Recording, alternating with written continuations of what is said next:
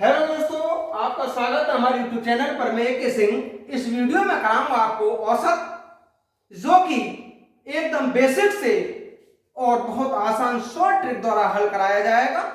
जैसा कि ये क्वेश्चन है, एक कंपनी प्रथम 3 माह के दौरान प्रति माह औसतन 3500 खिलौने बनाती है।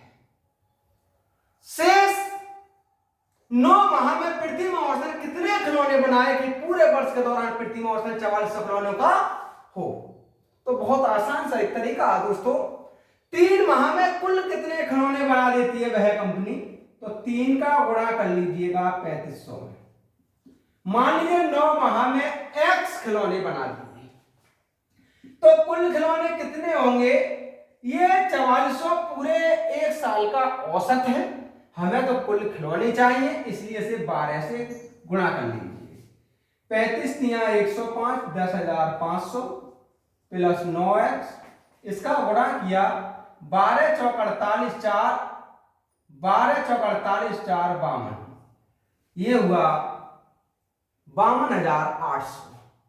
9x बराबर होगा 52,800 माइनस 10,500। 9x इस 52,800 में से 10,500 कम कर दीजिएगा, ये बचेगा 42,300। तब x बराबर हो जाएगा 9 चौक 36, 9 सत्ते 63, 4700। क्वेश्चन ने कहा था बताइए वो शेष 9 माह में कितने खिलौने बना दे। तो दोस्तों शेष 9 माह में वह अगर औसतन 4700 खिलौने बना दे, तब उसके पूरे साल का औसत 4400 खिलौनों का हो जाएगा। इसका ऑप्शन नंबर डी करेक्ट होगा।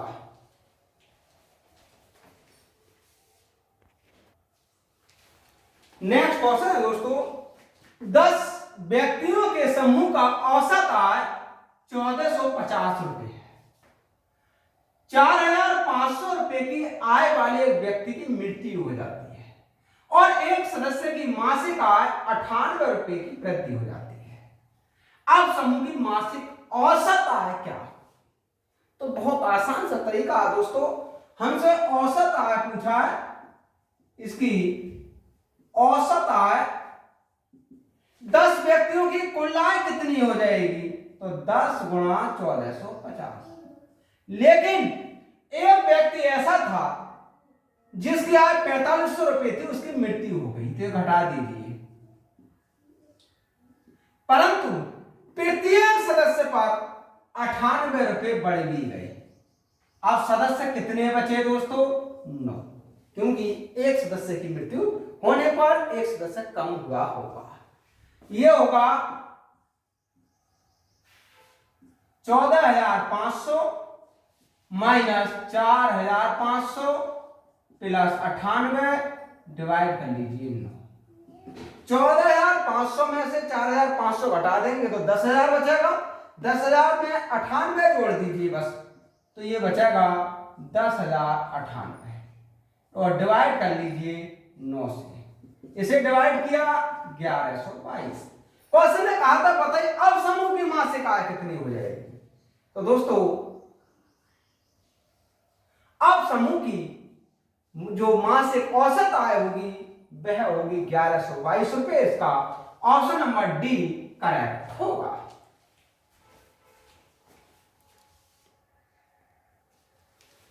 नेक्स्ट क्वेश्चन है दोस्तों, एक व्यक्ति के प्रथम 8 माह का औसत मासिक खर्च 2,000 रुपए तथा शेष 4 माह का 1,800 रुपए है। यदि उसकी वार्षिक बचत 3,200 रुपए हो तो उसकी औसत मासिक आय क्या है? तो दोस्तों बहुत आसान सा तरीका है इसका। हमसे औसत मासिक आय पूछी है, तो औसत मासिक आय होगी 8 माह का औसत मासिक खर्च 2,000 रुपए है, तो 8 गुणा 2,000 कुल खर्च हो गया जी, प्लस 4 माह का 1,800 रुपए है, तो 4 माह का कुल खर्च कितना हुआ? 1,800। 3,200 रुपए की बचत भी कर लेता है। महीने कितने हो गए दोस्तों? ये 12। 8 दूनी 16,000, 18 चौक 72, 7,200 प्लस 3,200 डिवाइड कर लीजिए 12 से। सबका योग कर दीजिए। कितना होगा योग? 2 और 2 4, 3 10, 16 1 और 1 2, डिवाइड 12। ये हुआ 12 दूनी 24 और 12 दूनी 24, 2200 रुपये। क्वेश्चन ने कहा था बताइए उसकी औसत मासिक आय क्या है। तो दोस्तों उस व्यक्ति की औसत मासिक आय होगी 2200 रुपये।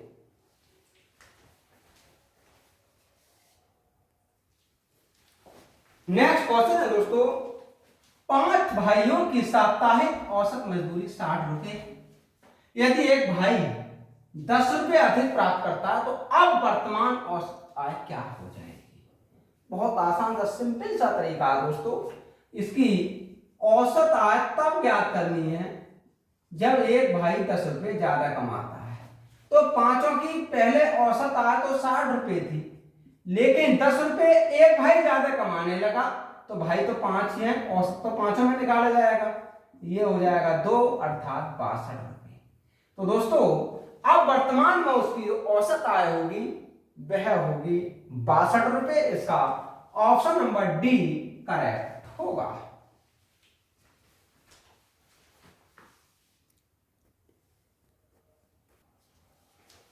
नेक्स्ट क्वेश्चन है दोस्तों, 4 क्रमागत सम संख्याओं का औसत 27 है। इनमें से सबसे बड़ी संख्या क्या है? तो बहुत आसान सा ट्रिक होता है दोस्तों। जो औसत संख्या होती है वो हमेशा उन संख्याओं की मध्य संख्या होती है। जब औसत 27 है तो 27 सम तो है नहीं। उसने कहा 4 क्रमागत सम होनी चाहिए, तो इसका मतलब एक तो संख्या 28 होगी, एक संख्या 26 होगी और एक 24 होगी और एक क्या होगी फिर 30। इसका मतलब ये चारों हैं वो सम संख्या है। उसने कहा है इसमें से सबसे बड़ी संख्या बताओ, तो सबसे बड़ी संख्या तो 30 होगी, इसलिए इसका ऑप्शन नंबर सी सही होगा।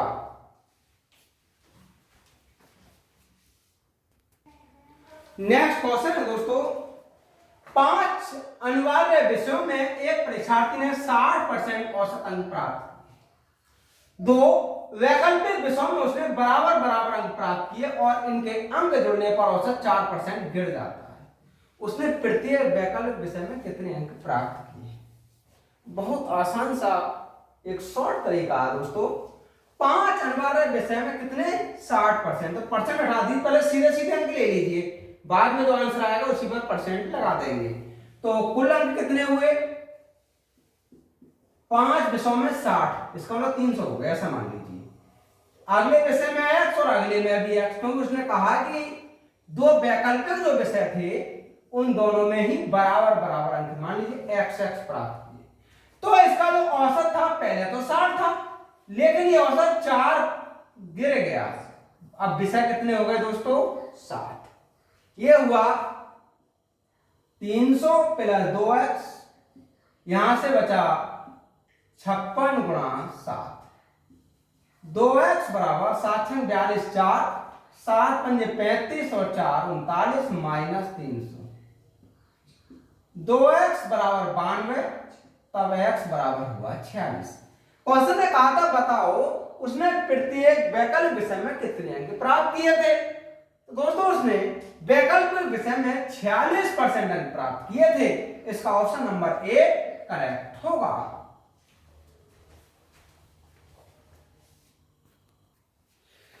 नेक्स्ट क्वेश्चन है दोस्तों, किसी संगठन में 20 कर्मचारियों का औसत वेतन 1500 रुपये प्रति माह है।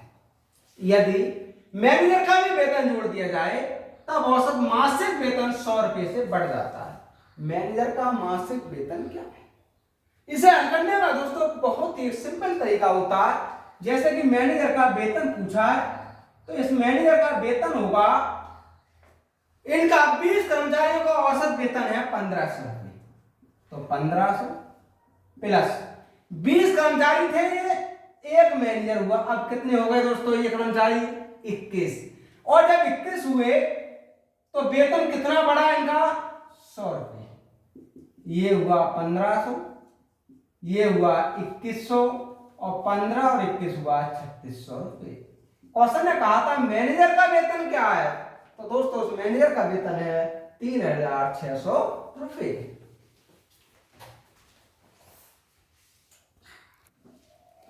नेक्स्ट क्वेश्चन है दोस्तों, 52 छात्रों की कक्षा में लड़कों की संख्या लड़कियों की संख्या से 2 कम है। लड़कों का औसत भार 42 किलोग्राम तथा सभी छात्रों का औसत भार 52 किलोग्राम है। लड़कियों का औसत भार लगभग कितना हो? बहुत आसान सा तरीका है दोस्तों। छात्र 52 है, जब 52 छात्र हैं तो उसने कहा लड़कियां लड़कों की संख्या लड़कियों की संख्या से 2 कम है। तो मान लीजिए कि जो लड़के हैं वो 25 हैं, तब लड़कियां कितनी होंगी? लड़कियां होंगी 27, क्योंकि लड़के लड़कियों से 2 कम है और दोनों का योगफल करेंगे तो 52 ही होगा। अब लड़कों का औसत भार 42 किलोग्राम है, तो लड़कों की संख्या 25, तो कुल भार लड़कों का कितना होगा? 25 गुणा 42।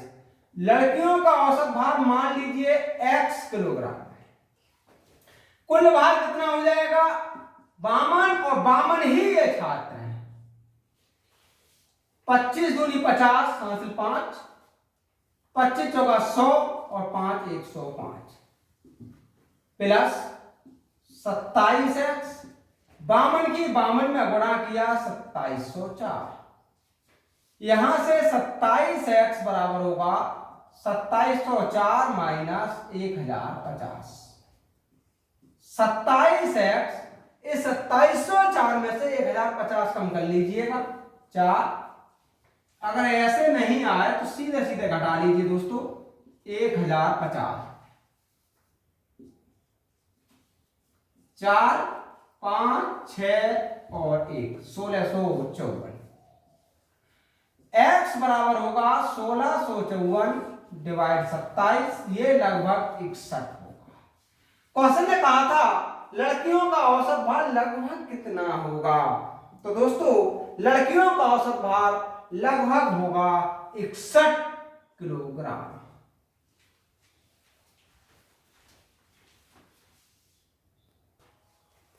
नेक्स्ट क्वेश्चन है दोस्तों, 4 लगातार सम संख्याओं का औसत उन संख्याओं के योग का 1/4 है। प्रथम और अंतिम संख्याओं के बीच क्या अंतर है? बैंक पीओ का क्वेश्चन है।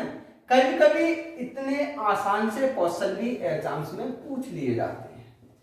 इसके लिए बहुत आसान से एक ट्रिक याद रखना है दोस्तों कि कोई भी अगर 4 संख्याएं हों जो कि सम हों और लगातार, तो किन्हीं भी 4 लगातार सम संख्याओं में प्रथम और अंतिम संख्याओं के बीच का अंतर हमेशा ही 6 होता है। देखो करके दिखाते हैं। संख्याएं जो होंगी वो 4 लगातार सम संख्याएं हैं। मान लीजिए पहली सम संख्या x + 2 है तो अगली x + 4 होगी, अगली x + 6 होगी तो अगली x + 8।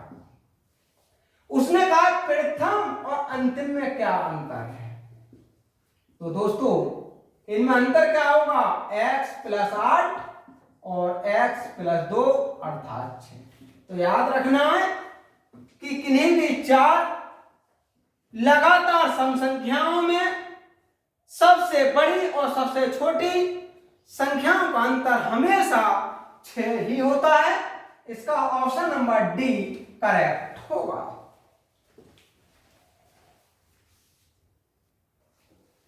नेक्स्ट क्वेश्चन है दोस्तों, गणित के एक शिक्षक ने 8वीं कक्षा के 35 छात्रों का अंक जोड़ा।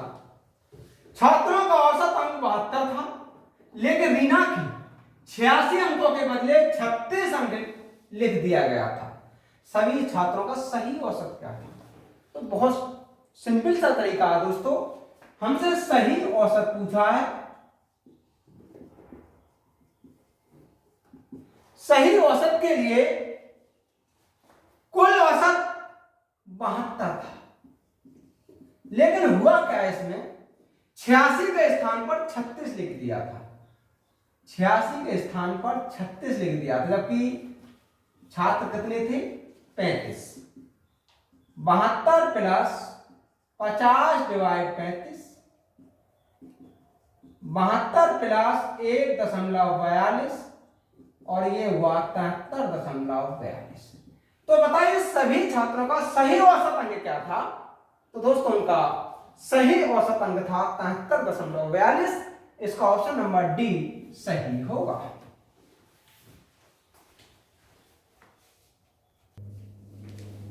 नेक्स्ट क्वेश्चन है दोस्तों, कोई 10 संख्याओं का औसत 72 है। यदि प्रथम 4 और अंतिम 4 संख्याओं का औसत 58 और 91 हो, तब शेष बची दो संख्याओं में 4 का अंतर हो, तब वे दोनों संख्याएं क्या है? मान लीजिए ये दोनों संख्याएं x और x प्लस 4 है। अगर ये दोनों संख्या x और x प्लस 4 तो इनका योग क्या होगा दोस्तों? x और x प्लस 4 का योगफल क्या होगा? 10 संख्याओं का औसत 72 है, तो 10 संख्याओं का योग कितना होगा? 10 गुणा 72। लेकिन प्रथम 4 संख्याओं का औसत 58 है, तो 4 संख्याओं का योग कितना होगा? 4 गुणा 58। अंतिम 4 संख्याओं का औसत 91 है, तो अंतिम 4 संख्याओं का योग कितना होगा? 4 गुणा 91। ये होगा 720 माइनस 58 और 91 जोड़ दीजिए, 8 और 1 9, 5 और 9 14। ये हुआ 720। 4 में हम 36, 3, 4 पंजे 20, 3 23, 2 4 और 2 6। 720 में से 636 कम कर दीजिएगा, कितना बचा दोस्तों? यहां से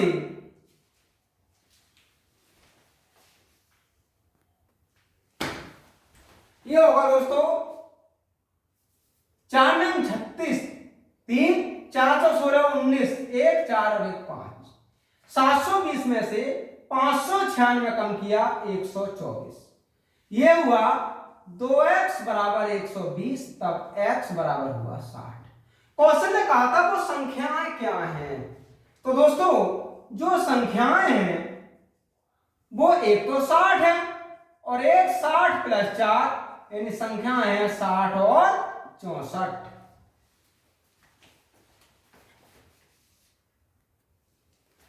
नेक्स्ट क्वेश्चन है दोस्तों, 3 संख्याओं का औसत 498 है तथा उनमें से सबसे छोटी संख्या 468। यदि अन्य दो संख्याओं में 18 का अंतर हो तो सबसे बड़ी संख्या क्या होगी? तो दोस्तों मान लीजिए कि पहली संख्या x है और दूसरी संख्या x प्लस 18 है, क्योंकि इन दोनों संख्याओं में 18 का अंतर है। अब संख्या का कुल योग कितना होगा? एक सबसे छोटी संख्या 468 है, तो 468 प्लस पहली संख्या प्लस x प्लस 18 योग होगा 3 गुणा 498, क्योंकि इन तीनों संख्याओं का औसत तो 498 ही था। यह होगा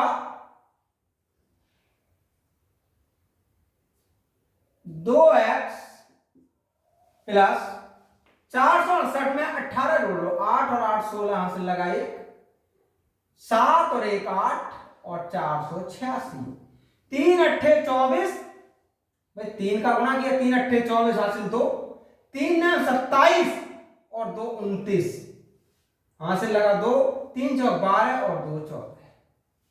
यहां से 2x बराबर होगा 1494 माइनस 486।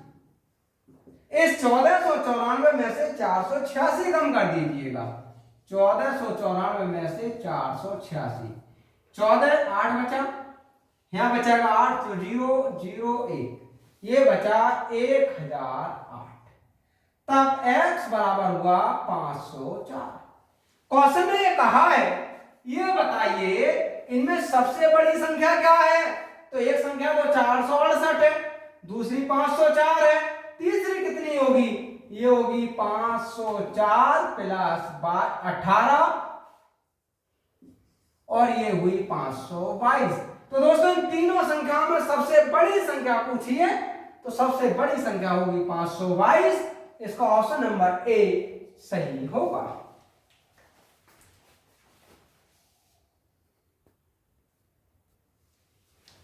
नेक्स्ट क्वेश्चन है दोस्तों, तीन संख्याओं में से प्रथम दो संख्याओं का औसत दूसरी और तीसरी संख्या के औसत से 24 अधिक है। पहली और तीसरी संख्या में क्या अंतर है? बहुत आसान सा तरीका है दोस्तों। मान लीजिए कि जो संख्याएं हैं वो x, y और z है।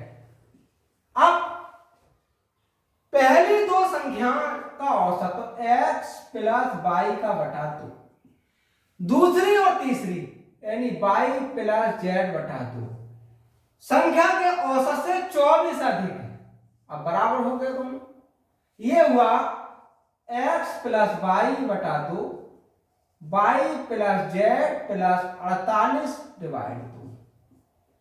x प्लस वाई बराबर y प्लस z प्लस 48। यहां से x माइनस z बराबर हुआ 48। क्वेश्चन ने कहा था पहली और तीसरी संख्या में क्या अंतर है? तो दोस्तों पहली और तीसरी संख्या में अंतर है 48 का। इसका ऑप्शन नंबर सी करेक्ट होगा।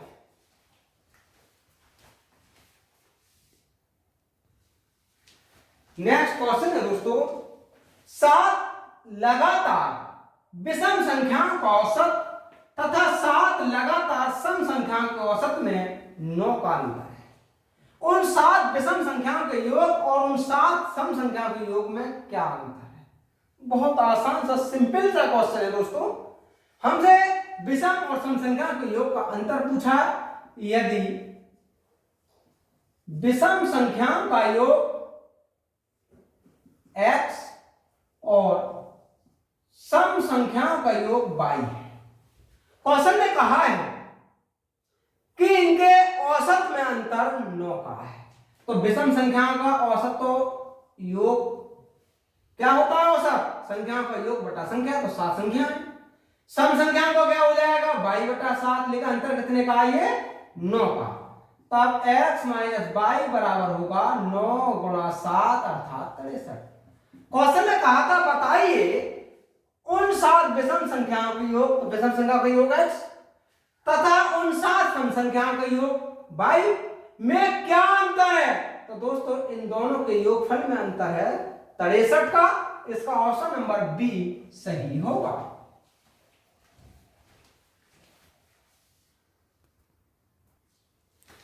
नेक्स्ट क्वेश्चन है दोस्तों, एक व्यक्ति प्रथम 8 माह में औसतन 1440 रुपए प्रति माह की दर से खर्च करता है और शेष 4 माह में उसका मासिक औसत खर्च 1680 रुपए। यदि वह 3600 रुपए की वार्षिक बचत करता हो तो उसकी औसत आय प्रति माह कितनी? तो दोस्तों बहुत आसान सा तरीका है इसका। जैसा कि औसत आय ज्ञात करना है, प्रथम 8 माह में औसत 1440 है, तो 8 माह का कुल कितना खर्च होगा? तो 8 गुणा 1440 और शेष 4 माह का मासिक खर्च 1680 रुपए। तो 4 माह का कुल खर्च कितना हो जाएगा? 4 गुणा 1680 और 3600 रुपए की बचत भी कर देता है। लेकिन टोटल औसत कितने प्रति माह का कहा है? यहां से 8 चौक 32 3, 8 चौक 32 और 3 35 3, 8 गम 8 3 11, 4 अट्ठे 32 हासिल 3, 4 छम 24 3 27 2, 4 और 2 6 प्लस 3600 और डिवाइड करना है हमें 12 से। इसके लिए ऐड कर दीजिए दोस्तों।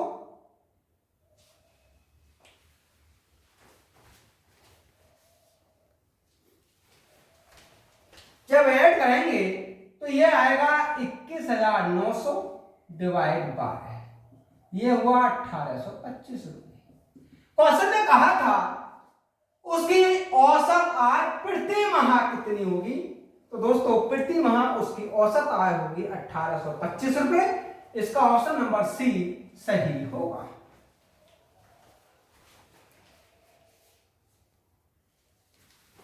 नेक्स्ट क्वेश्चन है दोस्तों, एक कक्षा में लड़कों का औसत वजन 49 किलोग्राम तथा लड़कियों का औसत वजन 37 किलोग्राम है।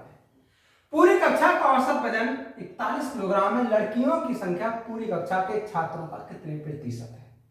बहुत सिंपल सा तरीका है दोस्तों। लड़कों का औसत वजन 49 जबकि लड़कियों का 37 और पूरी कक्षा का है 41। यहां से लड़के और लड़कियों में अनुपात आ जाएगा, लड़के और लड़कियां किस अनुपात में है?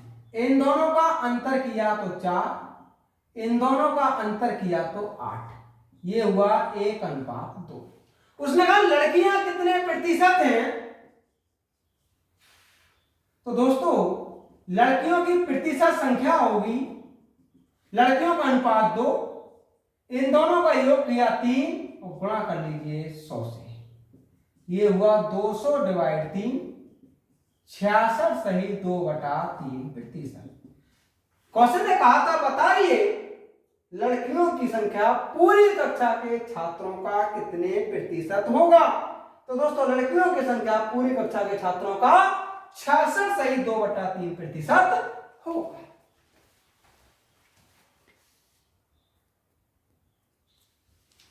नेक्स्ट क्वेश्चन है दोस्तों, दूसरी संख्या तीसरी संख्या के 2 गुनी है तथा पहली संख्या दूसरी और तीसरी संख्या के औसत से 20% अधिक है। यदि दूसरी संख्या 40 हो तो तीनों संख्याओं का औसत क्या है? बहुत सिंपल सा तरीका है दोस्तों। जैसा कि उसने कहा है दूसरी संख्या कितनी है? दूसरी संख्या 40 है। उसने कहा है ऐसे मान लीजिए कि संख्याएं ए बी और सी है। क्वेश्चन का दूसरी संख्या 40 है, इसका मतलब बी का मान तो 40 है। दूसरी संख्या तीसरी की 2 गुनी है, यानी ये जो दूसरी संख्या ये 2 गुनी है तीसरी से, तो यहां से तीसरी संख्या मिल गई हमें 20। अब पहली जो संख्या है, पहली संख्या दूसरी और तीसरी के, तो दूसरी कौन सी है? बी 40 और तीसरी है 20। इसके औसत से 20% अधिक है। बस सीधी सी बात हो गई। 60/2 गुणा 120/100, 12×72 यानी 36। क्वेश्चन का तीनों संख्याओं का औसत कितना होगा? तो तीनों का औसत का मतलब हुआ a + b + c बटा 3। औसत हो जाएगा a का 36, b का मान 40, c का मान 20, डिवाइड कर लीजिए 3 से, ये होगा 6 और 3 9 96/3 अर्थात 32। तो इन तीनों संख्याओं का औसत 32 होगा। इसका ऑप्शन नंबर सी सही होगा।